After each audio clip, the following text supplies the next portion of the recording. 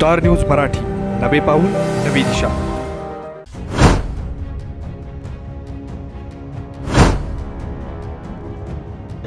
विशाल पाटील आज विशालराव खरं मागच्या लोकसभेच्या निवडणुकीत तुम्हाला कसं आम्ही आणि सांगलीच्या जनतेने निवडून दिलं हे आमचं आम्हाला माहिती आहे।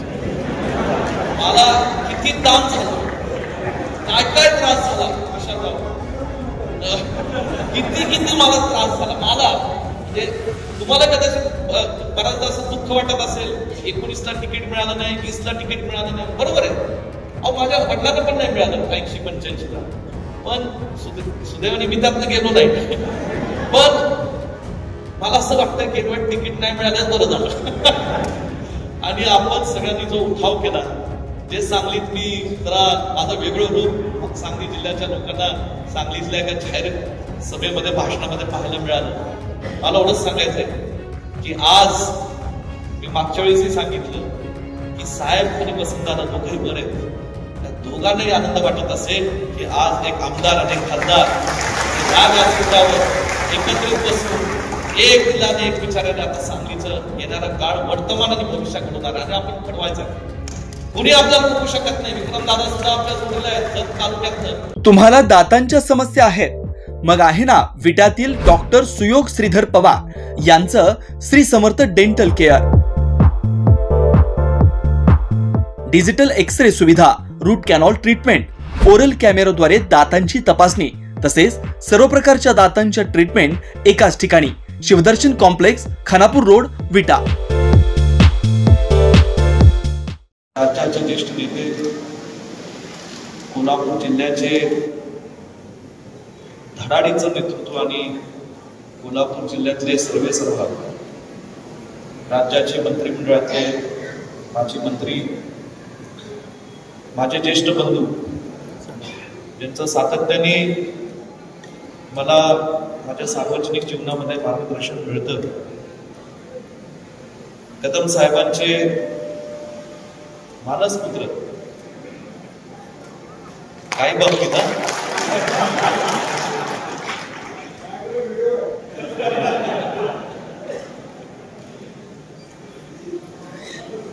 असे आदरणीय आजचे दुसरे प्रमुख पाहुणे आदरणीय सतेज उर्फ बंटी पाटील साहेब,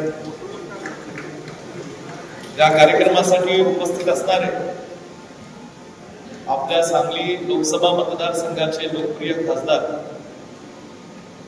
तरुण तडफदार नेते आणि ज्यांनी सांगली जिल्ह्यातील आपल्या लोकांचा आवाज हा लोकसभेमध्ये नुसतं उठवला नाही तर गेल्या 1 वर्षभरात गाजवण्याचं काम केलं, असे आमचे बंधू सन्मान्य खासदार विशालजी पाटील, इथे उपस्थित असणारे आदरणीय आई विजयमाला कदम, व्यासपीठावर उपस्थित असणारे सर्वच कुटुंबातील सदस्य, आदरणीय जयसिंग भाऊ, आदरणीय रघुनाथ काका, इथे उपस्थित असणारे सांगली जिल्हा मध्यवर्ती बँकेचे संचालक आणि रयत शिक्षण संस्थेचे उपाध्यक्ष सन्मान्य महेंद्र पलाड, जत विधानसभा मतदारसंघाचे माजी आमदार, जिल्हा काँग्रेस कमिटीचे सन्मान्य अध्यक्ष विक्रमदादा सावंत, आणि मी खरं क्षमा मागतो ज्यांचा नामोल्लेख मी आधी करायला हवं होतं, ते आपल्या भारतीय विद्यापीठाचे सन्मान्य उपाध्यक्ष आणि कृष्णा सहकारी साखर कारखान्याचे माजी चेअरमन, माझे मार्गदर्शक आदरणीय इंद्रजित बाबा मोहिते, इथे उपस्थित असणारे या कडेगाव तालुक्याचे नेते आणि सागरेश्वर सहकारी समितीचे चेअरमन व डॉक्टर पतंगराव कदम सोनीरा सहकारी साखर कारखान्याचे संचालक सन्मान्य शांताराम बापू कदम, इथे व्यासपीठावर उपस्थित असणारे ज्यांनी आजच्या समारंभाचं प्रास्ताविक केलं आणि आज या तालुक्यातून जिल्ह्यामध्ये सर्व सार्वजनिक जीवनामध्ये सक्रिय असणारे भारतीय सहकारी बँकेचे संचालक श्री जितेश कदम, पुण्याचे नगरसेवक सन्मान्य चंदूशेठ कदम, समोर बसलेले सागर कदम, इथे बसलेले व्यासपीठावरील सर्व मान्यवर, मी आता आमच्या कुटुंबातील इतर सदस्य आहेत आणि ज्यांनी आपलं मनोगत व्यक्त केलं हे पलूस तालुक्यातले ज्येष्ठ नेते आदरणीय जे.के. बापू, ज्यांनी अनेक वर्ष साहेबांच्या सोबत साहेबांच्या स्वीय सहाय्यक म्हणून काम केलं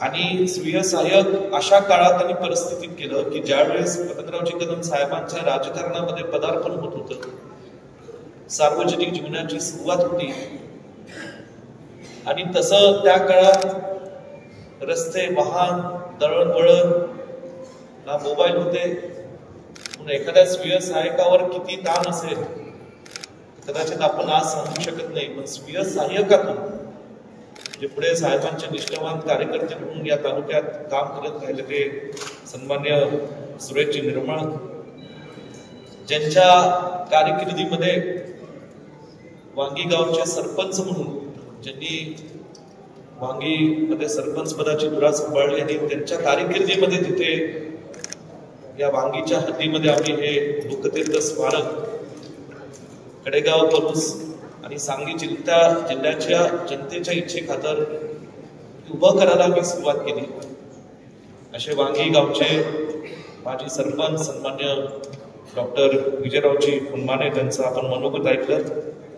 कुंडलगावचे ज्येष्ठ नेते, आमचे मार्गदर्शक आणि गेल्या 80च्या दशकापासून ज्यांनी साहेबांच्या सोबत साहेबांचं राजकीय जीवन अत्यंत जवळून पाहिलेले असे आदरणीय उत्तमभाऊ पवार, इथे उपस्थित असणारे व्यासपीठावरील सर्व मान्यवर, आमचे हरी दिगू असेल, आदरणीय सिकंदर जमादार सर जे जिल्हा मध्यवर्ती बँकेचे माजी चेअरमन राहिलेले, समोर बसलेले सर्व आदरणीय नाना आहेत, ज्येष्ठ नेते, आदरणीय या ठिकाणी घनश्याम मामा आहेत, आदरणीय पांडू तात्या आहेत, नाना भोसले, इकडं बंदे काका आहेत, ही सगळी मंडळी शरीर पापा आहेत.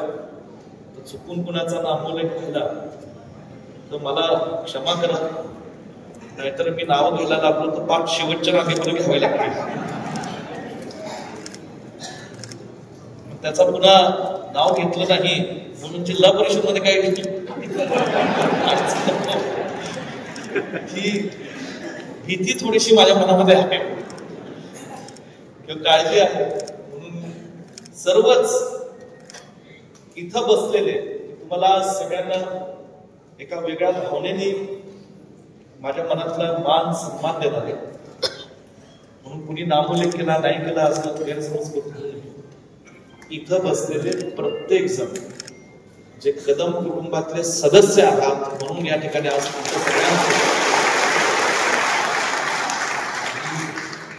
या ठिकाणी मनापासून स्वागत करतो. आज लोकतीर्थाला 1 वर्ष पूर्ण होतो. गेल्या वर्षी 5 सप्टेंबर रोजी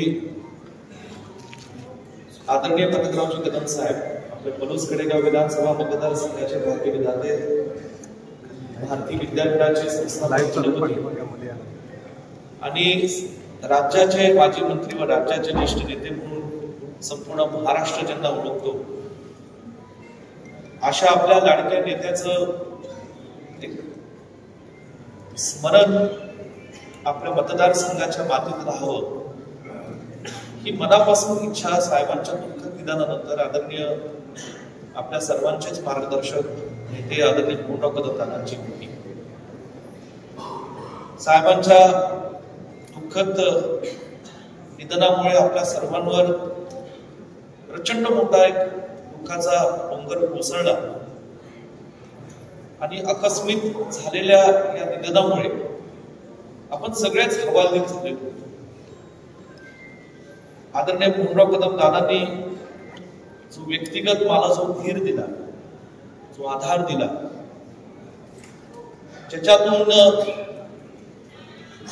जे मला पुन्हा एकदा साहेबांच्या विचाराने आदरणीय मोहनराव कदम दादांच्या मार्गदर्शनाखाली जे काम करायला पुन्हा एकदा मला बळ मिळालं.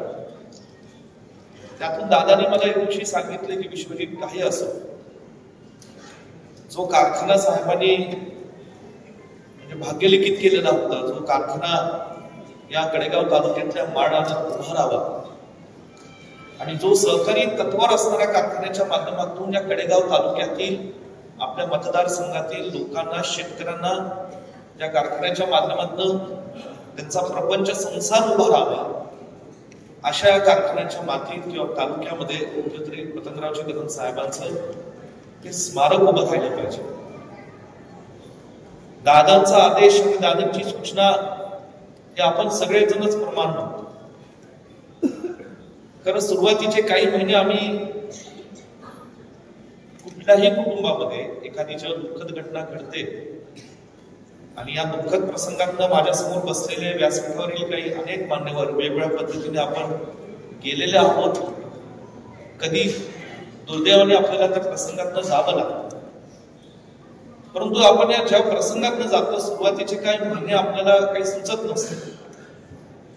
पण मला दादांनी आधार दिला, आईने खूप आधार दिला आणि आमची बहीण अस्मिताताई असेल, भारतीताई असेल, ह्यांनी प्रचंड प्रेम आणि आधार मला दिला. माझी पत्नी स्वप्नाली असेल, मुलं असतील, त्या सगळ्यांना साहेबांची आठवण खूप यायची. परंतु एकमेकांना आधार देत आम्ही सगळे पुन्हा एकजूट होऊन आम्ही सगळेजण कामाला लागलो. आणि दादांचं तर नेहमीच, म्हणजे मी असं म्हणेन की गेले 25 वर्ष मी पलूस कडेगावमध्ये तुमच्या सर्वांच्या आशीर्वादाने, साहेबांच्या दादांच्या मार्गदर्शनाखाली त्यांच्या आशीर्वादाने मी काम करत होतो. परंतु जेव्हा साहेबांचं दुःखद निधन झालं त्याच्यानंतर उलट दादांचं आणखी बारीक लक्ष माझ्यावर. म्हणजे पूर्वी काळानुसार थोडस मी कधी मतदारसंघात यायचो, कधी जायचो, दादांची नेहमीच भेट घेत होतो, दादांचे अनेक विषयांवर चर्चा करत होतो. साहेबांची, माझी, दादांची चर्चा, आमची तिघांची चर्चा पण अनेकदा होत होती गेल्या 20-25 वर्षामध्ये.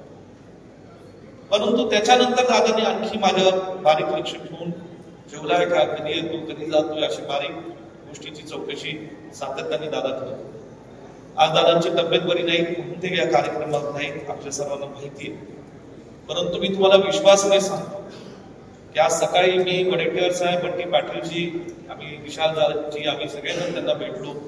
मी गेल्या अनेक दिवसांपासून पुणे, सांगली हॉस्पिटलमध्ये त्यांना भेटत आहे. लवकरात लवकर येणाऱ्या दिवसातच दादा वाजेगावतून बाहेर येतील आणि कारखान्यात पुन्हा एकदा जिल्ह्यातल्या लोकांना, शेतकऱ्यांना भेटण्याकरता त्या ठिकाणी उपस्थित राहतील. आज आदरणीय पतंगरावजी कदम साहेबांचे स्मारक लोकतीर्थ या ठिकाणी जे आम्ही उभं केलं, त्याच्या मागे काही विचार होता. तो विचार असा होता की ज्या पतंगरावजी कदम साहेबांनी जितेशनी प्रस्तावित केलेल्याप्रमाणे शून्यात आदरणीय श्रीपतराव तात्यांचा, आदरणीय आमच्या आजी बायाबाईंचा आशीर्वाद घेऊन सोनसळ सारख्या गावातनं त्यांच्या जीवनाची सुरुवात केली. शून्य मन पण नव्हतं, शून्याच्या खाली मायनस होत. असं ते सोनसळ गाव, जिथे कदम साहेब आम्हाला लहानपणी सांगायचे की वहिवाटीला वाट नसायची, खडकर रस्ता असायचा.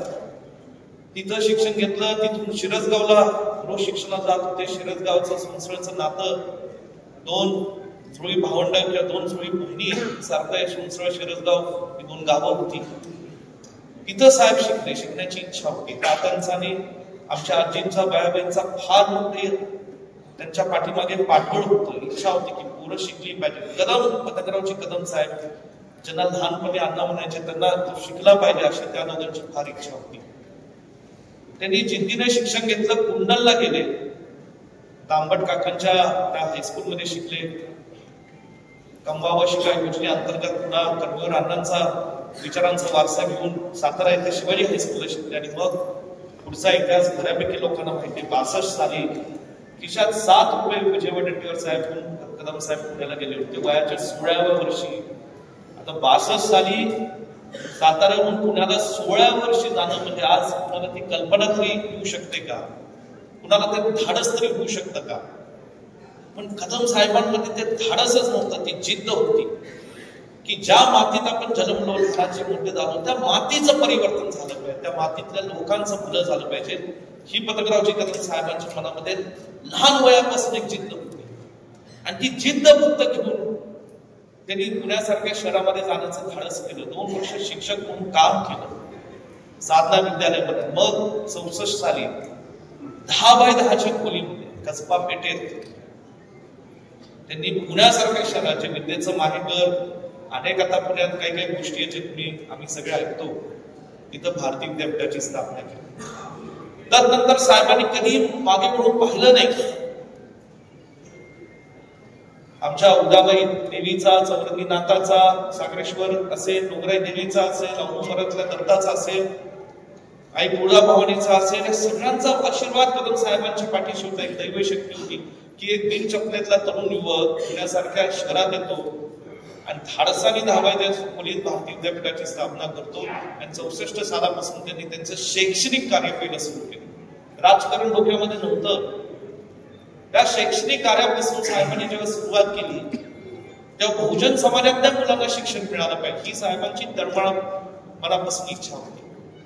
आज खरं तर ते सगळं शैक्षणिक कार्य संपूर्ण महाराष्ट्राला आणि हिंदुस्थानाला माहिती आहे, पण त्याची मुळं काय, त्या मुळांमधला विचार काय, त्या मुळांमधलं जे खत पाणी, ती जी माती आहे, ती माती या पलूस कडेगावची माती आहे, हे आज हिंदुस्थानाला कळतं. याचा मनापासून या ठिकाणी आम्हाला आनंद वाटतो. आणि तिथून मग पुन्हा 70च्या दशकाला, 80च्या दशकाला, 80च्या दशकामध्ये नेहमीच स्वर्गीय यशवंतराव चव्हाण साहेब आणि ज्यांना वडीलस्थानी आयुष्यभर पतंगरावजी कदम साहेबांनी मानलं, ज्यांचा आदर्श, ज्यांचा विचार करून साहेबांनी शिक्षण आणि समाजकारण केलं, असे स्वर्गीय यशवंतराव मोहिते भाऊ, त्यांच्या अध्यक्षतेखाली भारतीय विद्यापीठाची वाटचाल सुरू झाली. यशवंतराव मोहिते भाऊंनी तर फार मोठं काम केलं होतं. कदम साहेब अवघ्या 28-29 वर्षाचे होते आणि त्यांना एसटी महामंडळ नेमणूक केली आणि 4 वर्ष एसटी महामंडळाचं संचालक म्हणून काम करण्याची संधी दिली. गाव तिथे रस्ता, रस्ता तिथे एसटी, ही कल्पना पतंगरावजी कदम साहेबांनी राबवली आणि महाराष्ट्रातल्या हजारो ग्रामीण भागातल्या बहुजन समाजातल्या तरुणांना तिथे एसटीचा ड्रायव्हर आणि कंडक्टर म्हणून संधी दिली. मला परवाचा एक किस्सा सांगावासा वाटतो. एक सांगली जिल्ह्यातले आमचे पैलवान आहेत संतोष विदाळ म्हणून, त्यांच्या घरी काही महिन्यांपूर्वी मी गेलो होतो आणि त्यांच्या घरी गेल्यानंतर त्यांचे वडील, त्यावेळेस आता त्यांचं नुकतंच दुःखद निधन झालं. मी तिथं घरात गेल्या त्यांचे वडील 70-75 वर्षाहून अधिक वय त्यांचं होतं. आल्या त्यांनी मला मिठी मारली. मी त्यांच्या पाया पडलो, पण मला कळलं मला मिठी का मारतात. मिठी मारल्यानंतर ते 2-4 मिनिट मला ते सोडत आणि त्यांच्या डोळ्यात इतकं पाणी आलं. मला म्हणले, मला उडा म्हणलं आज आनंद झालाय. म्हणलं कशासाठी? म्हणलं मी एसटी मध्ये माझी ओळख नव्हती, पतंगरावजी कदम साहेबांकडे गेलो आणि एका क्षणात, एका मिनिटामध्ये मला एसटीचं कंडक्टर म्हणून पतंगरावजी कदम साहेबांनी ओळखलं. म्हणजे ही जाण ठेवणारी माणसं, ज्यांनी 35 वर्ष एसटी महामंडळामध्ये काम केलं आणि कदम साहेबांनी अशी सांगली जिल्ह्यातली, महाराष्ट्रातली किती मुलं या एसटी महामंडळाने त्यांना रोजगार संधी उपलब्ध करून दिली आणि हा महाराष्ट्राचा त्यातनं एक आपल्या कर्तृत्वाचा ठसा उमटवला. हे त्या काळातली माणसं आजही त्याची जाणीव म्हणून या ठिकाणी आम्हाला सांगतात. आज खरं या ठिकाणी साहेबांनी शैक्षणिक क्षेत्रात 80चा दशक कठीण होता. आदरणीय मोहनराव कदम दादा आणि 80ला 85ला साहेबांनी काँग्रेस पक्षाच्या विचारात साहेब, यशवंतराव मोहिते भाऊ, यशवंतराव चव्हाण साहेब वसंतदादांच्या विचाराने प्रेरित होतेच, पंडित नेहरू, इंदिराजी गांधींच्या विचाराने प्रेरित होते. आणि साहेबांनी ठरवलं आता मतदारसंघाचा कायापालट करायचा असेल, विकास घडवायचा असेल तर शेवटी राजकीय प्रवाहात आपल्याला आलं पाहिजे. आणि 80ला त्यांनी निवडणूक पहिलं काँग्रेसला तिकीट मागितलं, दुर्दैवाने तिकीट मिळालं नाही. मला एक दिवशी हे मोहन दादांनी किस्सा सांगितला. म्हटलं दादा काय झालं? म्हणले 80-85ला. बरं त्यावेळेस तर काहीच नव्हतं आपल्याकडे, ना भारतीय विद्यापीठाच्या शाखा होता, ना कारखाना होता, ना सूतगिरणी होती, ना माणसं आपल्याशी कशी जुडली गेली. मला म्हटलं विश्वजित, एक दिवशी मला कदम साहेब 80ला भेटले आणि आपण दोघंच मला 80ला म्हटले, दादा आपल्याला तिकीट नाही मिळालं, प्रयत्न झाला, लोक आपल्याच्या पाठीशी उभे, नेते आपल्या पाठीशी होते पण तिकीट नाही म्हणतात, काय करायचं? दादा म्हणले मी पतंगरावजी कदम साहेबांना सांगितलं आता आपण लढायचं, लोकांचा आशीर्वाद घेऊन लढायचं आणि उगवत असलेली आणि 85ला सिंह चिन्ह कदम साहेबांना मिळालं आणि सिंहाचं चिन्ह घेऊन सिंहासारख्या माणसाला पलूस कडेगावच्या जनतेने निवडून दिलं आणि महाराष्ट्राच्या मध्ये. पण काँग्रेसचा विचार हा नेहमीच वसंतदादांनी शिक्षणाचं खुलीकरण केलं, दादांबाबतीत साहेबांना एक आदर होता आणि या सगळ्या ह्याच्यात नेतृत्वाखाली साहेब हे पलूस कडेगावच्या मातीतनं महाराष्ट्रावर काम करायला लागले. पहिल्यांदाच 90 साली त्यांना मंत्रिपद मिळाले आणि त्यातून पहिलं जे काम त्यांनी हातात घेतलं, ज्याचा आवर्जून लेख चिरमदांनी केला, तो म्हणजे ताकारी टेंबूचा विषय. ज्या ताकारी टेंबूच्या माध्यमातून पाणी हे आपल्या कडेगाव तालुक्यातला आल्याशिवाय इथला विकास होऊ शकणार नाही, इथल्या शेतकऱ्यांचा प्रपंच संसार उभा राहू शकत नाही. त्याच्यासाठी साहेबांनी दिवस रात्र एकच विषय, म्हणजे मला आठवतं एक दिवशी विलासरावजी देशमुख साहेब आणि शरद पवार साहेब असे विनोदाने मला एक किस्सा सांगत होते की एखाद्या कॅबिनेटच्या बैठकीमध्ये जर पतंगरावजी कदम साहेब बोलायला सुरुवात त्यांनी केली की कदम पवार साहेबही म्हणायचे, 91 ते 95च्या काळात ते काही काळ मुख्यमंत्री होते, सुधाकर नाईक साहेब मुख्यमंत्री होते, पण 99 पासून विलासराव देशमुख साहेब होते, की आम्ही आता असं म्हणायचो की आता बघा टाकारी टेंबू कदम साहेब होते, दुसरं काही बोलणार नाही. फक्त टाकारी टेंबूवर कदम साहेब म्हणजे अर्धा तास कॅबिनेटमध्ये बोलायचे. आणि आज जे टाकारी टेंबूचं पाणी या तालुक्यामध्ये वाहतंय, गावोगावी पोचलेलं आपल्याला पाहायला मिळतंय, याला फक्त आणि फक्त पतंगरावजी कदम साहेब आहेत. मला मनापासून इतिहास त्याला साक्ष आहे. इतिहास कोणी बदलू शकत नाही. इतिहासामध्ये कधी कोण या ठिकाणी बदल घडवू शकत नाही. इतिहासाबाबतीत कोण खोटं सांगू शकत नाही. छत्रपती शिवरायांनी या ठिकाणी महाराष्ट्र घडवला. हिंदवी स्वराज्याची लढाई महाराष्ट्राच्या मातीतनं हिंद देशामध्ये नेली. हा इतिहास आहे, हा कोणी बदलू शकत नाही. तसं ताकारी टेंबूच्या बाबतीमध्ये कदम साहेबांनी जे या मतदारसंघासाठी केलं आणि जे राज्याचे मंत्री म्हणून अहोरात्र त्यासाठी प्रयत्न केला, हा इतिहास आहे, हा कोणी बदलू शकत नाही. हे सगळं करत असताना आमच्या ज्या गोष्टीचा उल्लेख नितेशनी केला आणि अनेक लोकांनी केला माझ्या आधीच्या वक्त्यांनी, ते आमच्या कुटुंबाची खासियत. दादा आमचे कुटुंब प्रमुख. कदम साहेबांनी सगळी लढाई महाराष्ट्राच्या राजकारणात ते लढत गेले. शिक्षणाचा विस्तारीकरण झाला, गोरगरिबांसाठी असंख्य शाळा उभ्या राहिल्या, डीम्ड युनिव्हर्सिटी झाली. अहो कालच आमच्या डीम्ड युनिव्हर्सिटीला A++ ग्रेड गेल्या 2 महिन्यापूर्वी 4थ्यांदा मिळाला. महाराष्ट्र देशाच्या इतिहासामध्ये अशा मोजके काही डीम्ड युनिव्हर्सिटीज आहेत ज्यांना 4थ्यांदा A++ ग्रेड मिळाला. या ठिकाणी आदिवासी शिक्षण असेल, स्त्री शिक्षण असेल, बहुजन समाजातल्या शेतकऱ्यांना दिलेलं शिक्षण असेल, हे सगळं आम्ही करत गेलो. आणि म्हणून आपल्या सर्वांना मला विनंती करायची की ह्या विचाराने आयुष्यभर गोरगरिबांची सेवा, सर्वसामान्यांची सेवा, काँग्रेस पक्षाच्या विचाराने कार्यकर्त्यांना ताकद देण्याचं काम हे पतंगरावजी कदम साहेबांनी केलं. तो विचार या मातीत एक टिकला पाहिजे. त्या विचाराने माणसाने नवीन पिढी ही प्रेरित झाली पाहिजे. म्हणून या लोकतीर्थाची उभारणी ही या कारखान्याच्या माध्यमातून सगळ्या सभासदांनी आम्हाला मदत केली, तालुक्यातल्या लोकांनी मदत केली.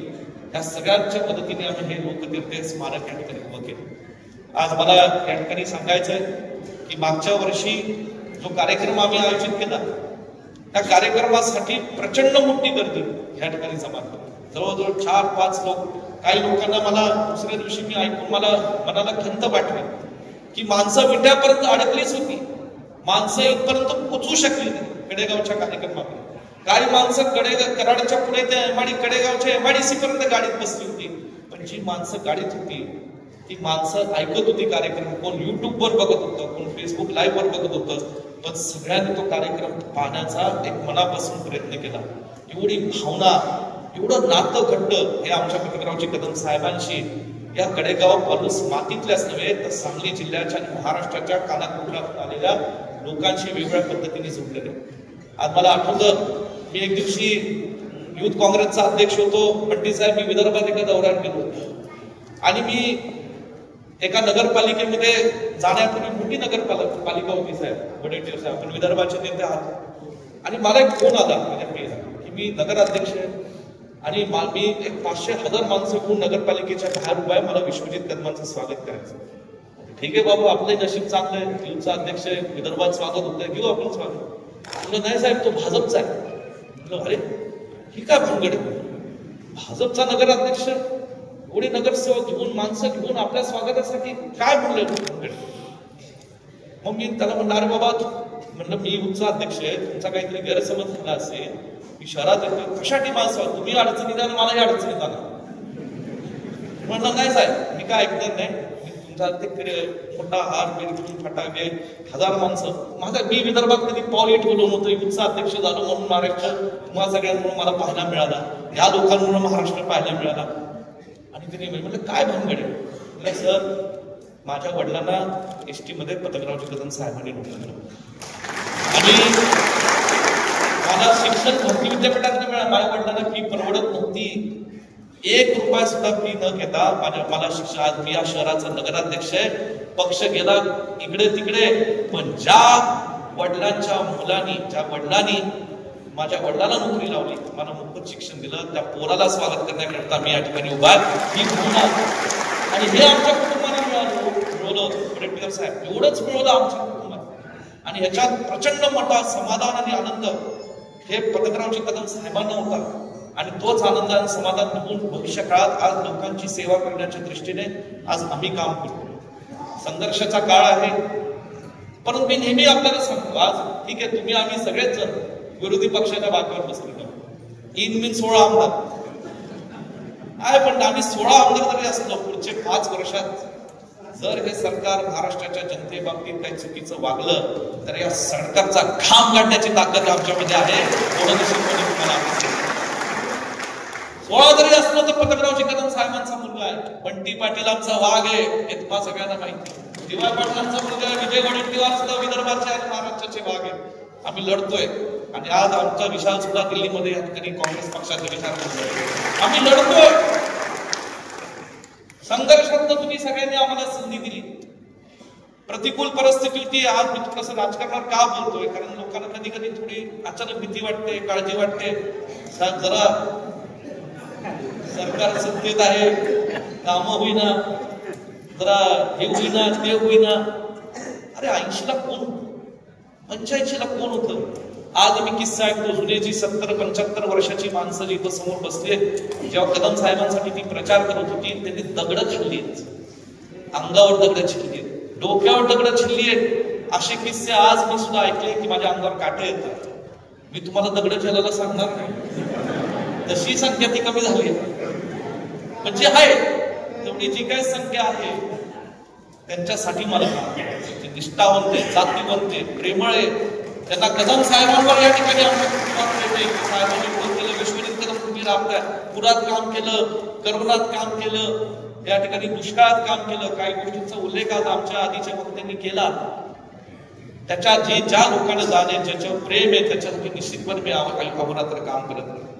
मला एवढं सांगायचं आहे की सध्याच्या राजकीय परिस्थितीमध्ये आम्ही सगळेजण लढतोय आणि या सगळ्या परिस्थितीमध्ये आज एक साहेबांचा विचार घेऊन दादांच्या मार्गदर्शनाखाली आज या ठिकाणी काम चालू आहे. आज खरं डॉक्टर शिवाजीराव कदम सर आपल्या भारतीय विद्यापीठ विश्वविद्यालयाचे कुलपती या कार्यक्रमाला उपस्थित राहणार होते, परंतु 6 दिवसापूर्वी त्यांना डेंग्यू डिटेक्ट झाल्यामुळे अत्यंत अशक्तपणा त्यांच्यात असल्यामुळे ते येऊ शकले नाही. त्यांचं एक फार मुलाचं मार्गदर्शन भट्टी साहेब मला माझ्या भारतीय विद्यापीठाच्या कामकाजात मिळालं. आणि मला सांगायचंय की आमची ही जी काय फौज आता टीमवर तुम्ही स्टेजवर बघताय कदम कुटुंबाची, त्यात सन्मान्य शांताराम बापू असतील, महेंद्र आप्पा असतील, आमचा जितेश, हरी, दिपू, ही सगळी जी आमची लोक आहेत ही सगळी जण आता लोकांसाठी काम करण्यासाठी आज धडपड करतायत त्यांच्या परीने. प्रत्येक जण आम्ही सगळेजण साहेबांच्या विचाराने काम करतो आणि हा फार मोठा मला एक आधार आहे. आणि हे माझं कुटुंब, मगाशी कोणीतरी सांगितलं की तुम्ही बाळासाहेब कदम कुटुंब आपण एक ठेवतोय, चांगल्या पद्धतीने काम करतोय, पण मला एवढंच सांगायचं तर कदम कुटुंब हे ओढत स्टेजवरती नाही. कदम कुटुंब पलूस कडेगावच्या मातीतलं प्रत्येक घरातली व्यक्ती कदम कुटुंब आहे हे मानून या ठिकाणी भारतीय विद्यापीठातला आणि सोनेरा कारखान्यातला प्रत्येक सेवक हे कदम कुटुंब हे मानून मी या ठिकाणी आयुष्यभर काम करतो आणि करत राहील. एवढंच मला तळमळीने सांगायचं. लोकतीर्थामध्ये पंडित साहेब मी आता जास्त वेळ घेणार नाही. वडेट्टीवार साहेबांना पुन्हा नागपूरला पोहोचायचं. वडेट्टीवार साहेब हे साहेबांच्या बरोबर काम केलेले एक नेते, शून्यातनं त्यांची उभारणी झाली. जिल्हा परिषदचे 2 वेळा सदस्य होते आणि मग आमदार झाले. 30 वर्ष त्यांनी विदर्भातनं आमदारकी भूषवलेली. 30 वर्ष सलग ते निवडून आले. फार मोठी गोष्ट आहे. आणि त्यांचं वैशिष्ट्य असं आहे की एक आक्रमक नेतृत्व म्हणून सगळ्या महाराष्ट्रात त्यांची ओळख आहे. मी त्यांना फक्त एकदा फोनवर विनंती केली, साहेब माहिती आहे मला म्हणजे विश्वजित तुमच्या मी नक्की साहेबांबाबतीत आदर आहेच त्यांना, पण माझ्यावरही प्रेम ह्याच्यात मी काय नाकारू शकत नाही. आणि माझ्यासाठी खास रात्री 1ला पोचले, पहाटे 7ला उठले आणि परत आज दुपारी नागपूरला त्यांना जायचंय. आणि खरं विशेष बाब म्हणजे 15 दिवसापूर्वीच त्यांच्या आईचं दुःखद निधन झालं. आणि आईंच्या दुःखद निधनानंतर पहिला सार्वजनिक कार्यक्रम महाराष्ट्रातला जो विश्वजित कदमांचा स्वीकारला, स्वीकारला. यासाठी वडेट्टीवार साहेब तुमच्याकडून महाराष्ट्राला, फक्त विदर्भाला नाही, आम्ही तुम्हाला महाराष्ट्राचे नेते मानतो. महाराष्ट्राला मोठ्या अपेक्षा आहेत आणि तुम्ही आलात त्याबद्दल तुमचा धन्यवाद मानतो. आणि आता बंटी पाटील साहेब माझे ज्येष्ठ बंधू, त्यांचा नेहमीच बंटी पाटलांची खासियत सांगतो की ते सतेज पाटील साहेब, आता ते पब्लिकली आम्ही सतेज पाटील म्हणावं लागतं पण ते माझे मोठे बंधू, ते नेहमीच मला योग्य सल्ला देतात माझ्या राजकीय जीवनामध्ये. मी आज जाहीरपणे सांगतो, जर काही चांगलं मी केलं असेल तर त्याच्या मागे कुठेतरी बंटी पाटील लक्षात ठेवणं. आणि हे सांगण्याचा हेतू असा की आपुलकीने फोन करून माझी नेहमीच विचारपूस असते, आमच्या आईंच्या तब्येतीची विचारपूस असते, मला काही ना काही सल्ला असतो. सोशल मीडियावर सुद्धा चुकीची पोस्ट केली तर मला फोन करून सांगते विश्वजित सुटले. आणि धाडसाने, प्रेमाने, स्पष्टपणे आज या ठिकाणी मला सांगत असतात, विश्व हे चांगलं झालं, हे चुकलंय. एवढं आपुलकी, एवढं प्रेम आज त्यांनी एक थोरले बंधू म्हणून या धाकट्यावर ठेवलेलं आहे. आणि आम्ही टीम म्हणून आज महाराष्ट्राच्या राजकारणात एका विचाराने, एका दिलाने काम करतोय, याचा मनापासून आनंद आहे. विशाल पाटील, आज विशालराव, मी खरं सांगतो, मागच्या लोकसभेच्या निवडणुकीत तुम्हाला कसं आम्ही आणि सांगलीच्या जनतेने निवडून दिलं हे आम्हाला माहिती आहे. मला किती त्रास झाला, काय त्रास झाला विशालराव, किती मला त्रास झाला. मला म्हणजे तुम्हाला कदाचित बऱ्याचदा असं दुःख वाटत असेल, 19ला तिकीट मिळालं नाही, 20ला तिकीट मिळालं नाही, बरोबर आहे. अहो माझ्या वडिलांना पण नाही मिळालं 80-85ला, पण सुदैवाने मी त्यातनं गेलो नाही. पण मला असं वाटतं की तिकीट नाही मिळालं बरं झालं. आणि आपण सगळ्यांनी जो उठाव केला, जे सांगलीत मी जरा माझं वेगळं रूप सांगली जिल्ह्याच्या लोकांना सांगलीतल्या एका जाहीर सभेमध्ये, भाषणामध्ये पाहायला मिळालं. मला एवढंच सांगायचंय की आज मी मागच्या वेळेसही सांगितलं की साहेब आणि वसंतदादा दोघंही बरे आहेत. त्या दोघांनाही आनंद वाटत असेल की आज एक आमदार आणि एक खासदार या व्यासपीठावर एकत्रित बसून एक दिलाने, एक विचाराने आता सांगलीचं येणारा काळ, वर्तमान आणि भविष्य घडवणार आणि आपण घडवायचं आहे. कुणी आपल्याला रोखू शकत नाही. विक्रमदादा सुद्धा आपल्या जोडीला आहेत. जत तालुक्यात परवा जरा अग्निपथचं विजय दीनानाथ चव्हाण सारखं काहीतरी पाहिलं आम्ही त्यांचं. मुंबईत गेले होते, मी अग्निपथ पाहून गेला होता काय. आणि मग ही सगळी मंडळी आज आम्ही सगळेजण आहोत एक चांगल्या ताकदीने, केवळ लोकांचा आशीर्वाद, की कार्यकर्त्यांची, प्रामाणिक असणाऱ्या, निष्ठावंत असणाऱ्या, जातीवंत असणाऱ्या कार्यकर्त्यांची फौज घेऊन या ठिकाणी येणाऱ्या काळात आम्ही सगळेजण काम करू. आम्ही सगळ्यांचा आशीर्वाद, ताकद आमच्या पाठीशी राहावं थोडीच नम्रपणे विनंती करतो.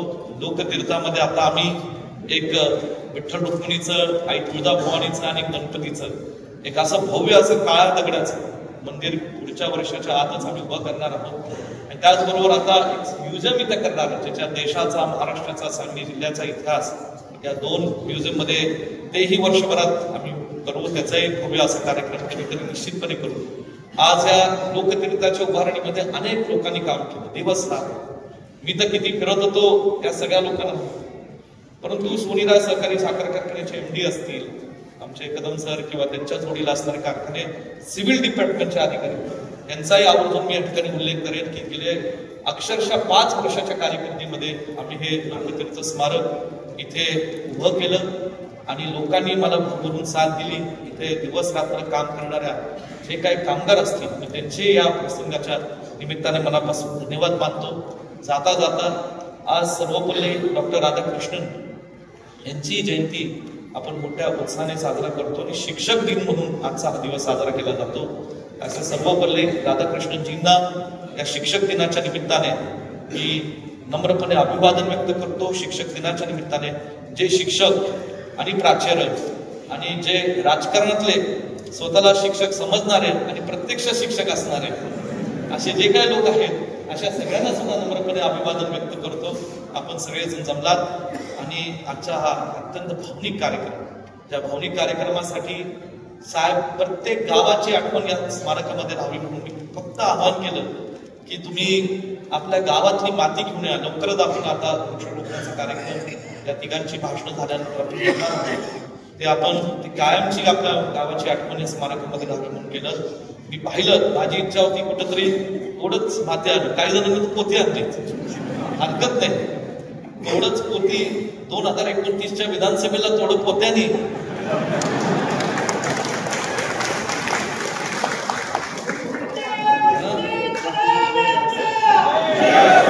असं मिळावं. आयुष्यभर साहेबांच्या विचाराने, दादांच्या मार्गदर्शनाखाली आणि या सगळ्या ज्येष्ठ नेत्यांच्या साथीने मी सांगलीच्या सेवेसाठी, महाराष्ट्राच्या सेवेसाठी जसं साहेबांनी आयुष्यभर पाळलं, आज मी वचन देतो कुठल्याही जात धर्म न पाहता येईल तो माणूस आपला हा समजून घेऊन त्याची सेवा मी करेन. आज मी काही भगिनीची माफी मागतो. तुम्ही जमिनीवर बसलाय, मी तुमची दिलगिरी व्यक्त करतो. हॉल जरा छोटा झालेला असला पण एवढी मोठी गर्दी येईल असं आम्हाला अपेक्षित नव्हतं. तुम्हाला जमिनीवर बसावं लागलं, पण तुमचाही मनाचा मोठेपणा आहे. आपल्या घरातला कार्यक्रम समजून तुम्ही आज जमिनीवर बसलात, तुमचे धन्यवाद मानतो. आणि पुन्हा एकदा तुम्ही सगळे या कार्यक्रमासाठी जमलात त्याबद्दल आभार मानून इथंच थांबतो. जय हिंद, जय महाराष्ट्र. धन्यवाद आमदार डॉक्टर विश्वगिरी कदम साहेब, डॉक्टर वसंतदा पाटील आणि डॉक्टर पदमरावजी कदम साहेब. आपल्या परिसरातील लेटेस्ट बातम्या पाहण्यासाठी स्टार न्यूज मराठी YouTube चॅनलला आत्ताच सबस्क्राईब करा.